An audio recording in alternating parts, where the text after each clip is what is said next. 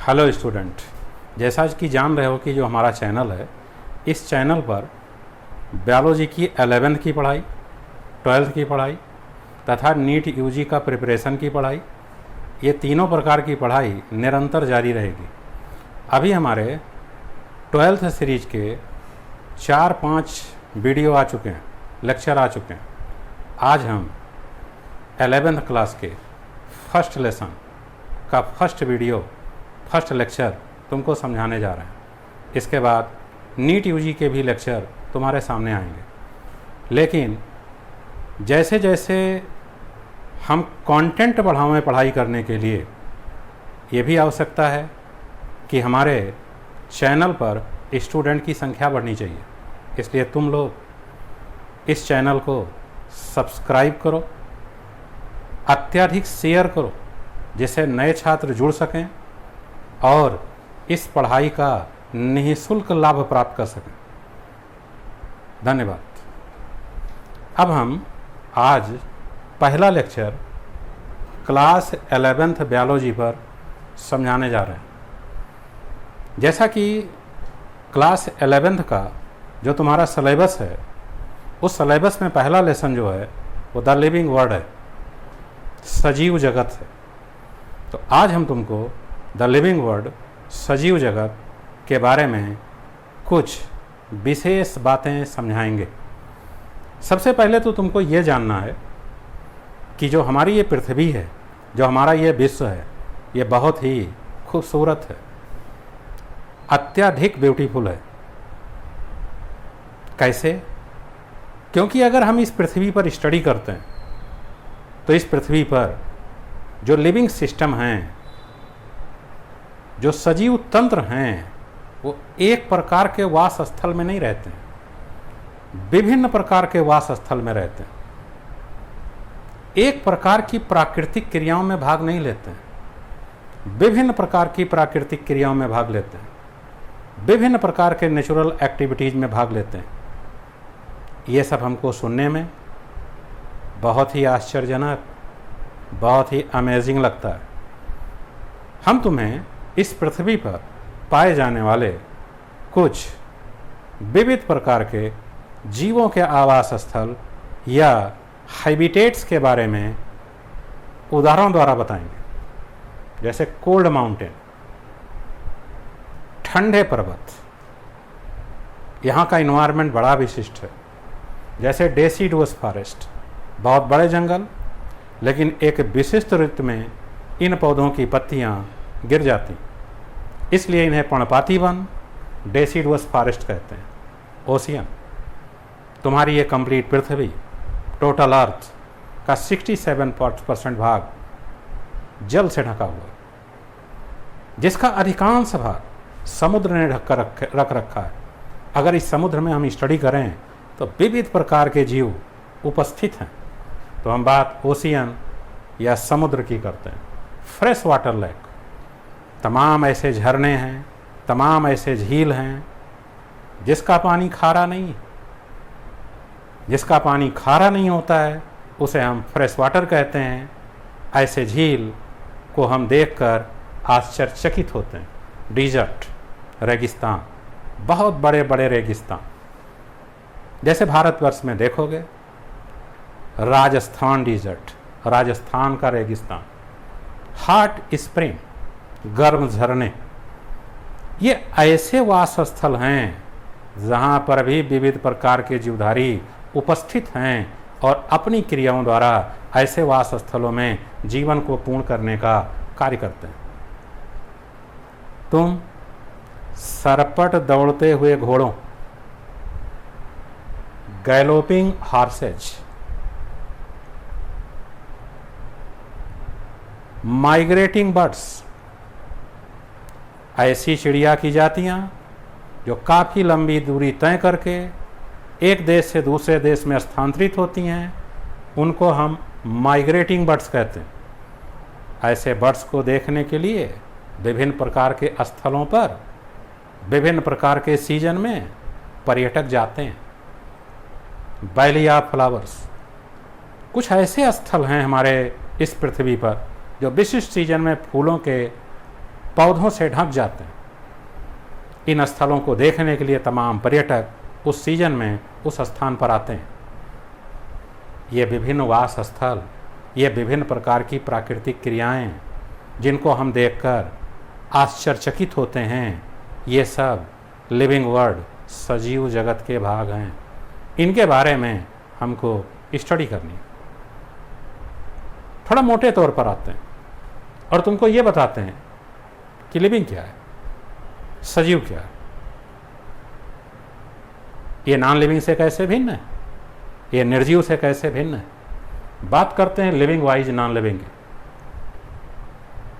दूसरी बात पर भी आते हैं कि इस पृथ्वी पर इस लाइफ का पर्पस क्या है, इस लाइफ की उपयोगिता क्या है।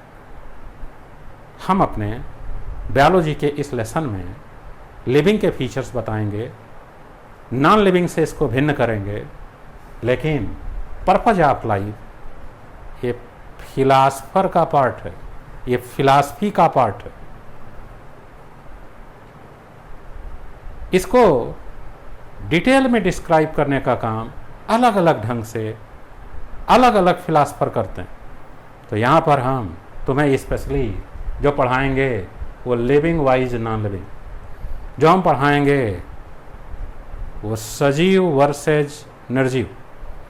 तो सबसे पहले हम ये जान लें व्हाट इज लिविंग। सजीव क्या हैं, लिविंग क्या हैं। अगर किसी भी जीवधारी को तुम बहुत ही अच्छे ढंग से निरीक्षण करो तो उसमें एक नहीं अनेक प्रकार के लक्षण दिखेंगे। वो अनेक प्रकार के लक्षण कौन से हो सकते हैं। जीवधारी वृद्धि करता है, जीवधारी अपनी संतान उत्पन्न करता है यानी रिप्रोडक्शन करता है। वातावरण में जो परिवर्तन होते हैं उन परिवर्तन को जीवधारी समझता है, उसके प्रति रिस्पांस व्यक्त करता है, प्रतिक्रिया व्यक्त करता है। यह प्रतिक्रिया क्विकली आती, तेजी से आती। जीवधारी की जो शरीर होती है, उस शरीर की जो यूनिट होती है वो कोशिका होती, सेल होती। जीवधारी सेल से बने होते हैं। सेल के भीतर रसायन होते हैं। इन रसायन में तमाम प्रकार की रासायनिक क्रियाएं एक साथ नियंत्रित ढंग से संपादित होती रहती। ऐसी रासायनिक क्रियाएं जो जीवों के कोशिकाओं के भीतर एक लय में निरंतर संपादित होती रहती हों, उसे हम उपापचयी क्रियाएं मेटाबॉलिज्म कहते हैं। जो जीवधारी होते हैं उनमें सेल्फ रेप्लिकेट की क्षमता होती, यानी अपने समान संतति उत्पन्न करने की क्षमता होती। ये सब क्षमताएं जिनमें भी उपस्थित हों हम उन्हें जीवधारी कह सकते हैं। लेकिन अगर हम जीवों में स्टडी करें तो कुछ मूलभूत लक्षण अवश्य होते हैं। ऐसे मूलभूत लक्षण को हम 5 कैटेगरी में बांटकर तुमको पढ़ा रहे हैं। जीवों का जो सबसे पहला मूलभूत लक्षण है, फंडामेंटल फीचर है, वो वृद्धि है, ग्रोथ। वो प्रजनन है, रिप्रोडक्शन। वो उपापचय है, मेटाबॉलिज्म। वो कोशिकीय संगठन है, सेलुलर ऑर्गेनाइजेशन। वो सचेतता है, कॉन्शियसनेस। ये 5 वो फंडामेंटल फीचर हैं, वो मूलभूत लक्षण हैं जो जीव में उपस्थित होते हैं। हम इन 5 लक्षणों को डिटेल करेंगे, लेकिन इस डिटेल करने से पहले थोड़ा इनकी हम समरी तुमको बताते हैं, इनका सारांश हम तुमको बताते हैं। ये वृद्धि, ये ग्रोथ क्या है। कोई इंडिविजुअल है, कोई सजीव है, कोई लिविंग है, वो अपने नंबर की वृद्धि करता है, अपनी संख्या की वृद्धि करता है। वो अपने भार की वृद्धि करता है, मास की वृद्धि करता है। ये ट्विंस फीचर हैं ग्रोथ के। इसको ट्विंस ग्रोथ कहते हैं, इसको द्वियुग्मी वृद्धि कहते हैं। अगर हम वृद्धि की स्टडी करें तो निर्जीवों में भी वृद्धि पाई जाती। जैसे पर्वत है, उस पर सैंड पार्टिकल डिपॉजिट होते रहते हैं, कई हजारों सैकड़ों वर्ष के बाद वो पर्वत पहले की अपेक्षा विशाल हो जाता है। पानी के भीतर पड़े हुए स्टोन, पत्थर के ऊपर पानी में पाए जाने वाले पार्टिकल्स डिपॉजिट होते रहते हैं, पहले की अपेक्षा वो पत्थर बड़ा हो जाता है। तुमने देखा कि वृद्धि की क्रिया निर्जीव में भी है। अभी हमने कहा कि वृद्धि की क्रिया सजीव का मूलभूत लक्षण है, लेकिन निर्जीव में इसका एक्सेप्शन है कि निर्जीव भी वृद्धि करते हैं। तो जीवों के ऐसे लक्षण